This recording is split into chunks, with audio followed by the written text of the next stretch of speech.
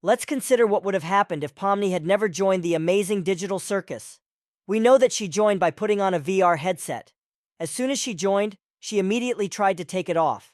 This was how everyone else had joined, because Jax said to keep pulling on it, and that worked for all of them.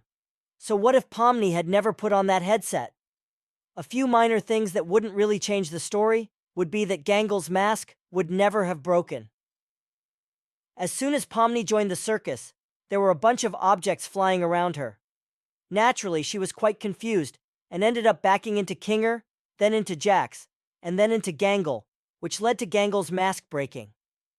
We know that Gangle's mask breaks frequently because, in one of the concept images for Gangle's room, you can see many broken masks on the walls. Additionally, if Pomni had never joined the circus, we would never have met Dr. Football. For those who don't know who Dr. Football is, I didn't either until today. Dr. Football is the mannequin we saw in the bathtub. Gooseworks always said that she wanted a character in one of her shows named Dr. Football, who was neither a doctor nor had anything to do with football. So, she decided to name this mannequin Dr. Football, which makes absolutely no sense. It's just a random name, but he could be important to the story, as he had his own appearance, distinct from all the other mannequins we saw with Can and Bubble during dinner. Here's where it starts to get a bit deeper. If Pomni had never joined the circus, Kaufmo might not have abstracted, at least not yet. Some people believe that Pomni is a replacement for Kaufmo, and that Kaufmo's abstraction made room for Pomni in the circus. Alternatively, it could be that Pomni joining the circus triggered Kaufmo's abstraction.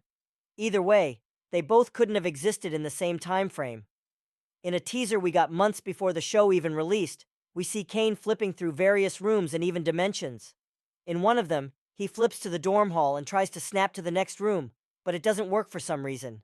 This teaser shows Kaufmo's foot barely stepping out of his door, indicating that Kaufmo must have been abstracted for a very long time. It's just that no one knew.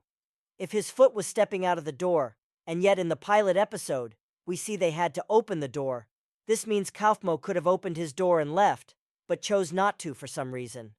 Only when Pomni, Jax, and Regatha decided to open the door and provoke him, Jax even called him Coffee, did he start going crazy and running all over the circus.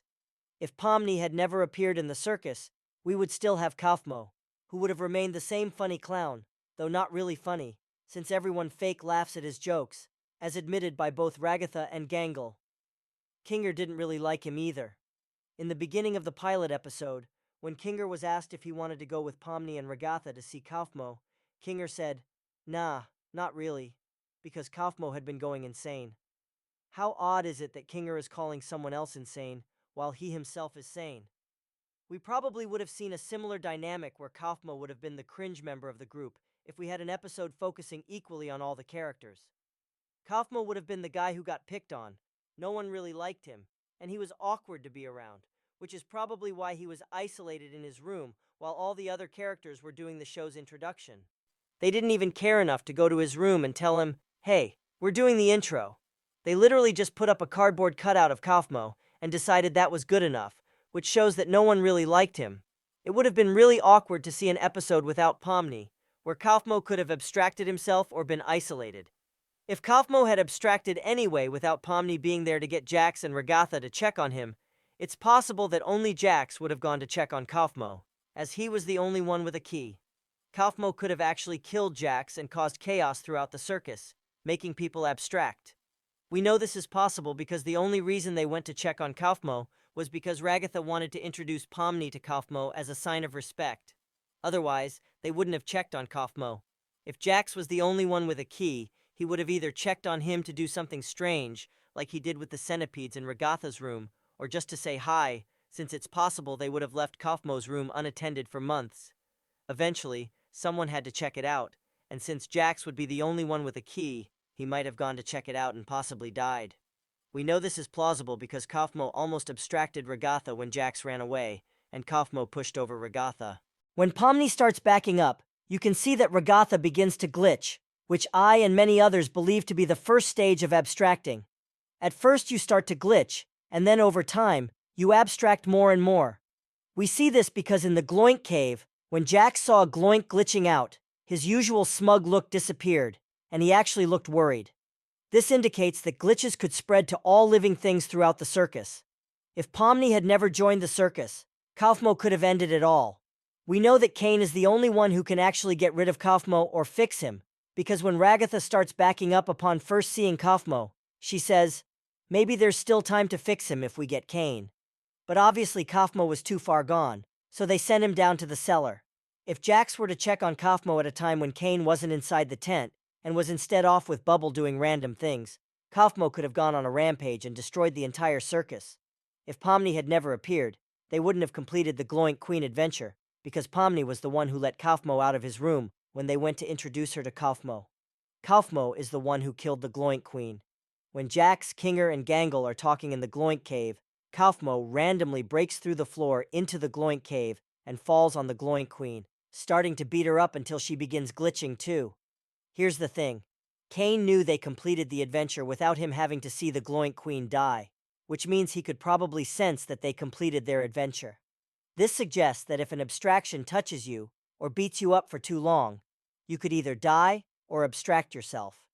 We don't know what happened with the Gloink cave, but it's possible that Kane actually deleted it because of all the abstractions happening there due to the Gloink Queen.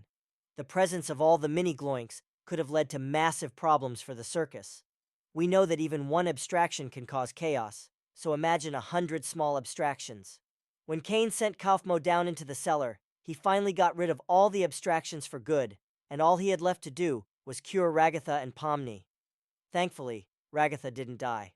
We also would never have learned about one of the most important pieces of lore in the story, the exit door. Kaufmo would have been the only other person to see it, and no one believed him at first. When Kinger was offered to go see Kaufmo, he declined, thinking Kaufmo was crazy for rambling on about some exit door. It was clear from Kinger's attitude that he didn't believe Kaufmo's claims and thought the exit door wasn't real. We know this is true because when Pomni said she saw an exit door after seeing it a second time, Zubul and Jax confirmed that they had never seen an exit door either. This suggests that everyone might have continued living without knowing there was a possible way to escape. This means Kane is hiding this information, indicating it's likely an important piece of lore. If Pomni had joined at a later time, say a week later, even with that extra week, Kaufmo probably still wouldn't have been able to convince anyone that the exit door was real and how to leave the circus. But now that Pomni has joined, we know there is an exit door, and Pomni might continue searching for it, and other characters might start to believe her. They would have never believed Kaufmo. So, it's a good thing Pomni joined the circus, as it has led to a much more interesting story. She seems to have incredible plot armor, but she does drive the plot significantly, contributing to a richer narrative. Let me know what else you think would happen in the comments. Thanks for watching, subscribe, and click on this video.